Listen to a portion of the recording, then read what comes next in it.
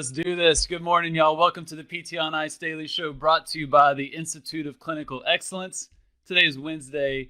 It's Hump Day. It's also Jerry on Ice. My name is Dustin Jones. I'm one of two lead faculty within the older adult division. Julie Brower, what's up? She's a TA in the older adult division. She's tuning in live here.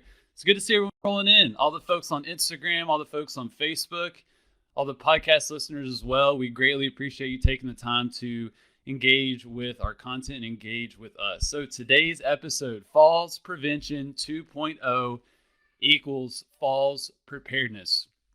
Now, for those that feel like you're not in the world of falls prevention, you may be in the fun, sexy sports outpatient ortho clinic, tune in, all right? Don't check out. This is going to be very pertinent for you, as well as all my MMOA and Jerry PT crowd. Before we get into the content, I do want to mention a couple announcements. First off, Modern Management of the Older Adult Essential Foundations is the next cohort of that online course is starting April 28th. I just checked, and we only have 11 spots left for that course. So being that it's only, April 7th, we still have 3 weeks until the start of that cohort. That will likely sell out. So if you're wanting to get into that cohort, then I would encourage you to do so. I'll drop a link on the Facebook video so you can see that. Also, we have a couple live courses coming up in Victor, New York. So upstate New York, April 17th, that weekend, MOA Live will be up there. And then we'll be in Charlotte at Onward Charlotte, HQ, if you will, the following weekend, April 24th. I'll post links on the Facebook video. Honestly, the best way to keep track of when these courses are coming, where they're going to be, is to get on that Hump Day Hustle email that many of you all just received from the CEO, Jeff Moore. You can find that at ptonice.com and then go to resources and you can find that HDH tab. All right, falls prevention 2.0 equals falls preparedness. Let's talk about this. So when I hear the word falls prevention, many of you all may just kind of glaze back. You think about, oh my gosh, if I have to hear another freaking falls prevention talk. If you follow any of the Jerry PT literature, almost every issue is going to have something related to falls prevention. It's just a topic that is just literally worn out, constantly being discussed. And it should. It is a very important topic. But it's probably one of the most widely studied and discussed topics in the world of Jerry PT when we're trying to better serve older adults. Now, that's great. I'm glad that we're talking about these things. However, what are we seeing in terms of the trends of falling and also the burden of falling? And it's rather alarming. I'm going to read some very quick stats. Many of you all are somewhat familiar with these stats, but this stuff is still crazy to me when you really take a second to really think about what this actually means. So, falling, the age-adjusted fall death rate increased by 30% from 2009 to 2018. The age-adjusted fall death rate increased by 30% from 2009 to 2018. 30% more folks are actually dying from the result of a fall. The cost of falling is absolutely insane too. Non-fatal falls, all right, so people that are not passing away, not dying from a fall, the healthcare costs associated with that per year, $50 billion, y'all. $50 billion. My Lord. And then what's interesting is the fatal falls, the healthcare costs associated with that is $754 million, which that's still a lot, right? $754 million is a good bit. But when you look at it compared to the non-fatal falls, we're spending $50 billion a year to care for these folks. Now, here's the issue. We're spending tons of time, energy, resources. Think of all the grant money that goes into all these studies and all the time going in to study this topic, that we're putting so much into it, yet look at the trends. People are falling more, they're dying more from it, and we're spending more money. And the big issue in the world of falls prevention is that we're not preventing falls at all. Because what actually is happening is falls prevention is we're trying to assess someone's falls risk after a fall has already happened. When you are working with individuals and falls are on your radar, how many times are you seeing someone related to their fall risk before they've had a fall? Now, let's be honest here. I would say for most of you all watching, it may be very slim case, maybe 1 out of 10 person that you're actually addressing their fall risk before they've had a fall. Oftentimes, the falls prevention intervention, if you will, when we really start to focus on that within the context of physical therapy, is often after a fall has already occurred. Now, here's the other issue that has been brought to light by a recent article out of the Journal of Jerry PT, where I love this. This is a great article. I'll post a link on the Facebook video. These researchers basically did a survey of asking some different cohorts of older adults or people 65 and up what they perceived of physical therapy, which, as you can imagine, is just fascinating in and of itself, but also our role in falls prevention. And this is in the Journal of Jerry PT, OA's or older adults' perception of PTs and fall prevention. So the themes that were found in this survey that these older adults, their perception of PTs, they said PT is good after a fall. That's what they thought of. That, oh yeah, I need physical therapy. It comes into their mind once they've already had a fall, or they go to PT for a specific problem, like a shoulder injury or knee injury or whatever it may be. And then you being, the ICE trained clinician that you are, we're trying to change that, right? We're trying to really, improve people's symptoms to maximize their fitness. We're managing their symptoms to ultimately maximize their fitness. That's PT version 2.0. So we're trying to completely change people's perception of how we can change their lives. And all of y'all listening and all of y'all that have been to the ICE courses, you're already doing that. Keep doing that, because hopefully that will change the response on that survey. Another interesting thing is that these folks wanted to know how to fall, and they wanted to be able to get to the ground and up from the ground. This is something that they want. Yet when you talk to most clinicians or observe clinical practice across settings, are we seeing that? Not at all. How many of y'all are seeing people do floor transfers on a regular basis with patients? Julie Brower is going to say yes. She does it in the freaking hospital of all places, which I absolutely love. How many of you all are seeing folks actually learn how to fall in the clinical setting? It's not very common. And so this is what people want. And if you consider the public's perception, older adults' perception of what we do, of falls prevention, and then especially the trends that we're seeing in falls prevention, I think we need a major shift in this conversation, because what we're doing ain't working, y'all. We're bringing more attention to this, but the rates are getting worse and worse and worse. And I don't think we're doing any better of a job, at least from the physical therapy standpoint, in really making an impact here. And so what we're going to propose is that we take this shift from falls prevention to one about falls preparedness. Falls prevention 2.0 is falls preparedness. Now I want to give a little backstory on the term falls preparedness, because it's not original to me. It actually, the first time I heard about this was from Lisa Maxura. If y'all spent any time in the PT sphere on Twitter, Lisa Mac and Cheese. She's an amazing individual. It's a big patient advocate, and she definitely interacts with a ton of PTs to give that patient perspective. And so I really appreciate her perspective. And we were talking about falls prevention, and she was saying she has CP. She was saying, why are all my symptoms being managed? Why are we doing this and that when all I really care about is that I can get to the ground and up from the ground? Why doesn't anyone help me do this? Why are people always talking about preventing a fall instead of actually helping me be prepared for a fall? And that just blew my mind. You couple that with, at that point in my life, I was starting to take some parkour classes.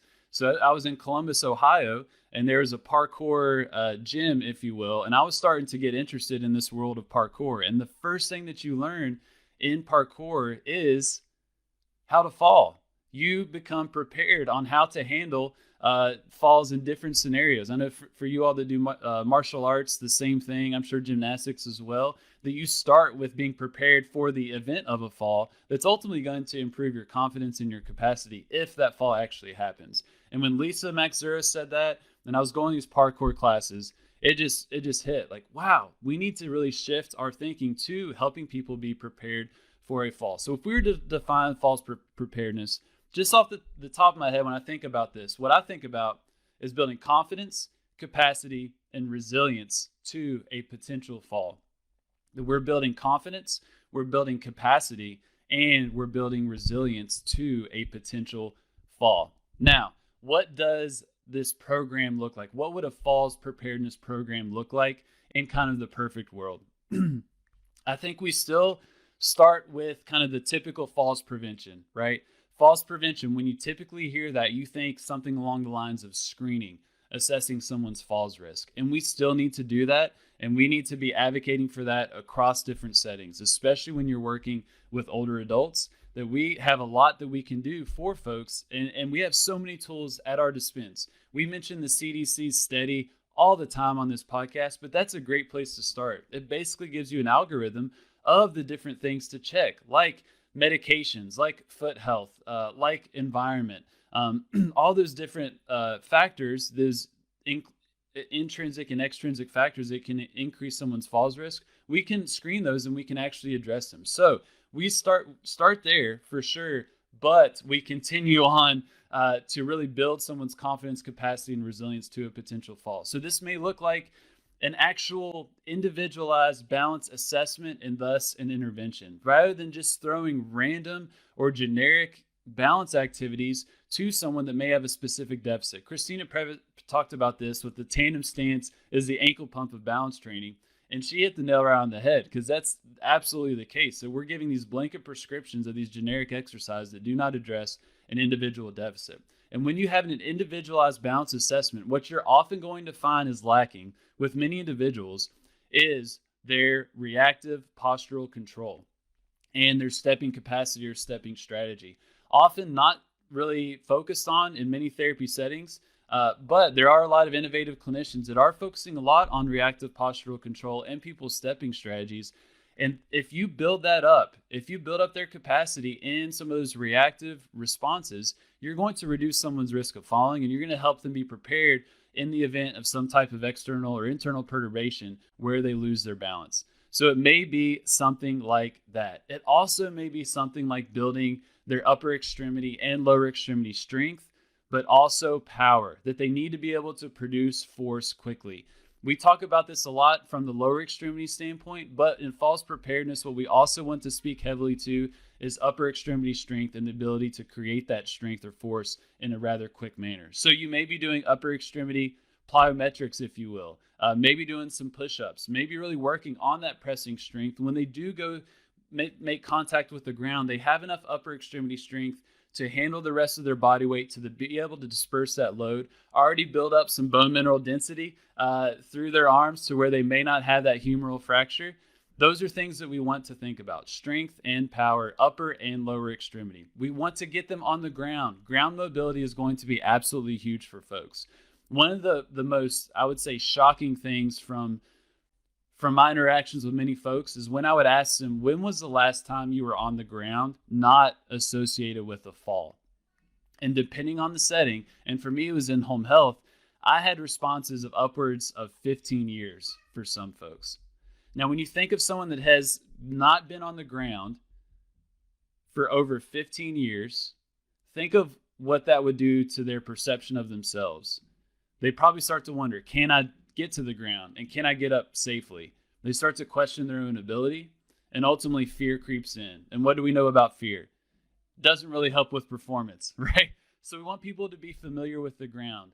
That may start off with getting on the therapy mat table, if you will, on an elevated surface to make it more manageable, and working on transitions from quad to prone, to rolling, to supine, back up to sitting, all these different transitions. It may start there, and then we get people to the ground. And then, last but not least, it may be teaching people out how to actually fall. We've spoken to this in the past. Ben Moosholt, shout out to him. He's an awesome physical therapist. He's big into parkour as well, but I did a video with him way back when about how to fall.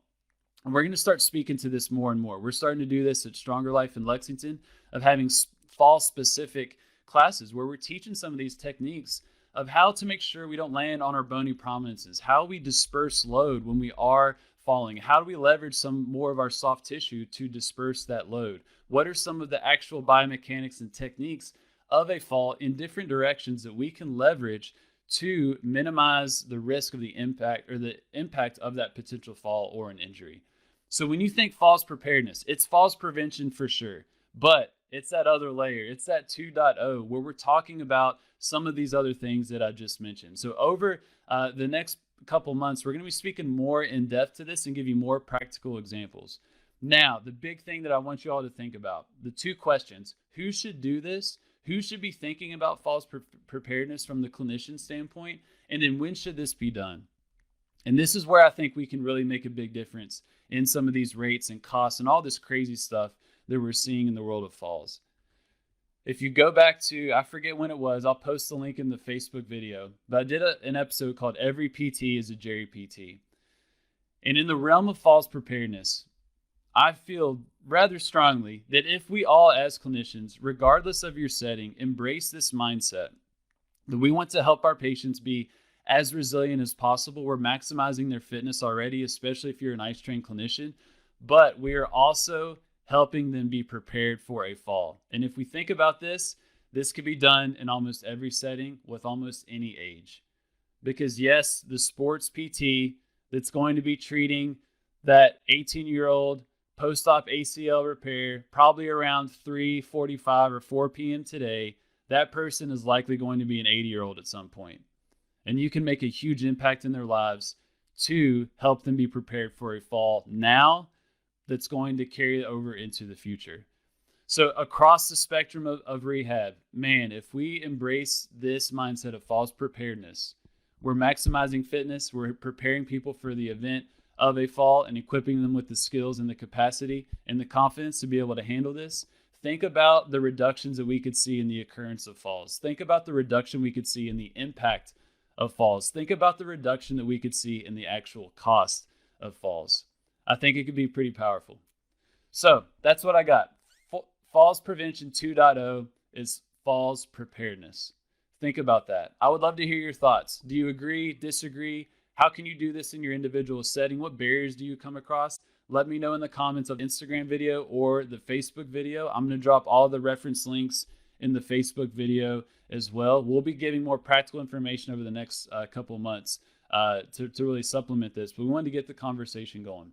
Falls preparedness, y'all. Let's shift that conversation to one about falls preparedness. Hope you all have a lovely rest of your week. I'll be back on the mic in a few weeks.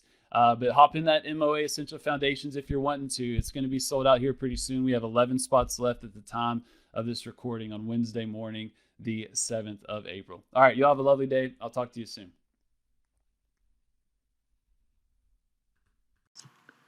Hey, thanks for tuning in to the PT on Ice Daily Show. If you enjoyed this content, head on over to iTunes and leave us a review. And be sure to check us out on Facebook and Instagram at the Institute of Clinical Excellence.